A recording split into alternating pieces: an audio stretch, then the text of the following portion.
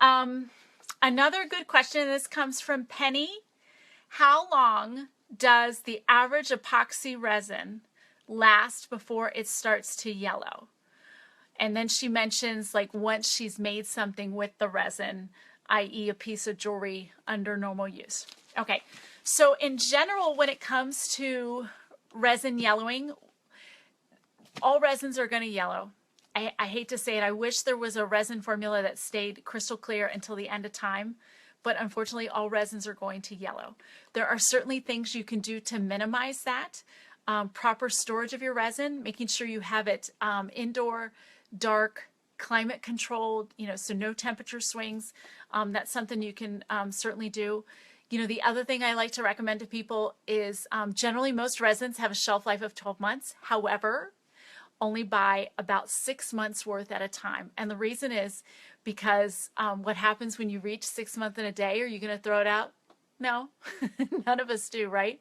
So that way you can keep it and still use it knowing you've got some extra swing time. So buy for 6 months at a time, okay, knowing you can push it further. Okay, keep it properly stored, so climate controlled, dark. I like to keep mine in the bottom of a closet.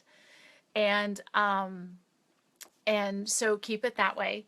And, once it's been mixed, certainly UV light exposure makes a big difference. Okay, so the more UV light your finished pieces are exposed to, the quicker it's going to degrade. So in general, resin jewelry is not something I would wear to the beach. Resin jewelry is not something that I would leave up on the dashboard of my car and not think twice and just kind of, set it and forget about it.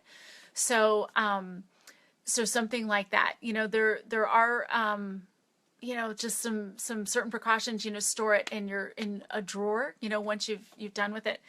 So anyway, the long answer to the question is how long can you expect a resin casting or resin jewelry to stay, clear? If it's well cared for, I would hope 3 to 5 years. That being said, I've had some pours that it's been 10 years and they still look great. When you're considering a resin, you look for some that have UV stabilizers in it to protect against ultraviolet light. In general, I think epoxies do better longer term than what polyesters, for example, do. Polyesters are kind of more commercial, designed for outdoor use.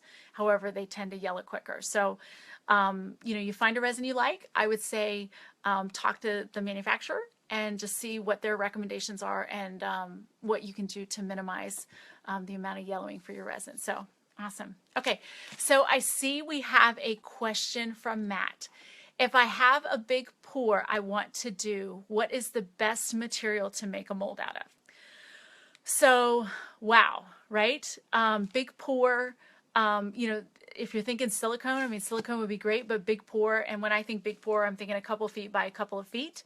That's a lot of silicone, and that's going to get really expensive. Your best bet is probably to make something like a mold box out of acrylic, and then I would probably try and line it with wax paper and a really good mold release to try and do the resin that way. Sometimes you can pour the resin and then you can bust away your outer acrylic shell. Unfortunately, obviously, that's not something you can reuse from casting to casting to casting because most resins, you can kind of twist the mold and get things to pop out.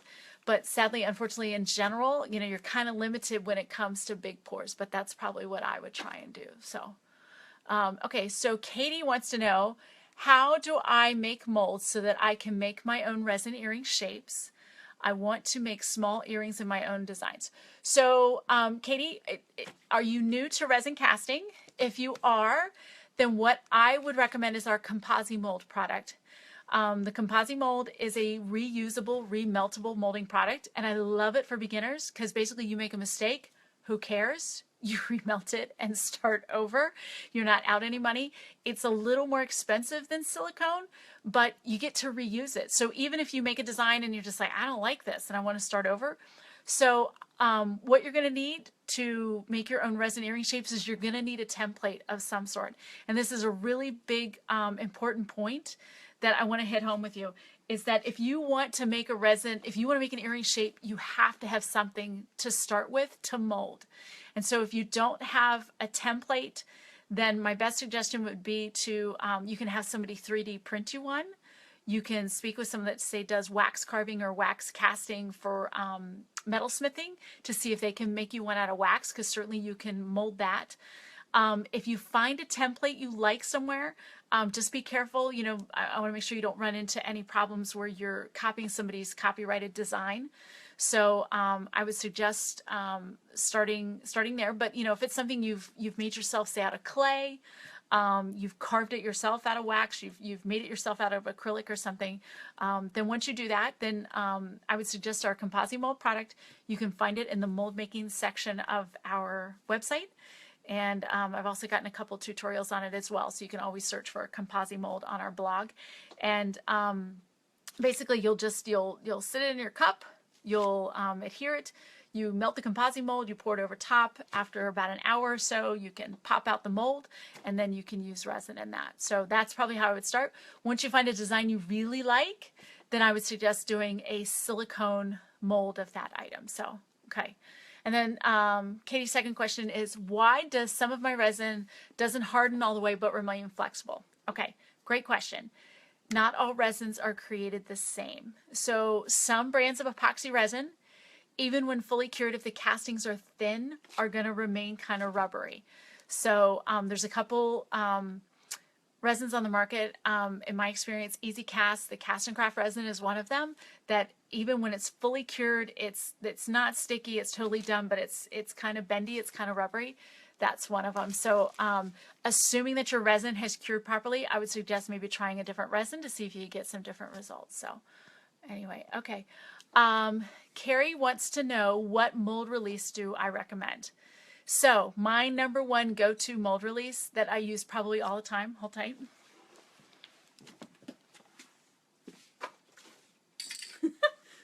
Here we go. This is what I love. This is the Petrolise mold release that we sell. I love this mold release. Even for my really difficult demolding projects, I love this stuff. This is what I love and probably use even on my plastic molds. The drawback is that it's an aerosol product. So for those of you outside the continental United States, unfortunately I can't ship this to you. And it's also a little more expensive. For plastic molds, the Cast and Craft mold releasing conditioner that comes in a little pump spray bottle is probably adequate. But sometimes some of our plastic molds can be a little hard to demold, and so I like to use this, like especially the bangle molds can be a little tight sometimes. This makes quick work out of getting them out of mold, so this is what I like to go to. So anyway, good question. Amanda wants to know, does curing resin in a dehydrator actually work? You know, that is a really great question. I have heard that works. And I guess it has to deal with whatever the physics of it, where you draw out the moisture and things heat up and things are supposed to cure. That's a really great question. I have no personal experience with that. That's probably something I should investigate, put that on my little experiment list. But I don't know. Great question, Amanda. Unfortunately, I don't have a good answer for you. Okay. Okay, I'm sorry. I'm going to butcher your name. I'm just going to apologize ahead of time. Jamil wants to know why most of the time my resin comes out sticky. I always have to sand so much to take off this layer of sticky resin. I do jewel pieces with acrylic resin and pigment to get colors. Thank you. Okay, so assuming you have measured your resin properly and you have mixed it thoroughly, because 75% of the time when people tell me they have sticky resin, that's usually where the problem is. So assuming you have done those really, really, really well, and I mean really well, okay, then it could be something that you're adding as your colorant. You know, I love experimenting with stuff that's not necessarily designed for resin, but unfortunately you run the risk of maybe something doesn't cure properly, it's a little sticky, it's not necessarily compatible, so that could possibly be a problem. Also, for example, with polyester resins, it's kind of normal for the surface that's exposed to air to remain sticky.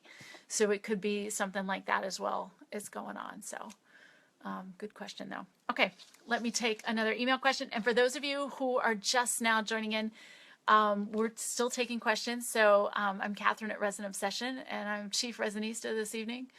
sometimes almost every day, but I'm taking your questions about resin. So by all means, add them in here. We've got another 10 minutes or so for me to talk to you about resin. So time's flying by this evening. I was worried how I was going to talk for 30 minutes, and my gosh, I don't think I'm going to get everybody fit in. So anyway,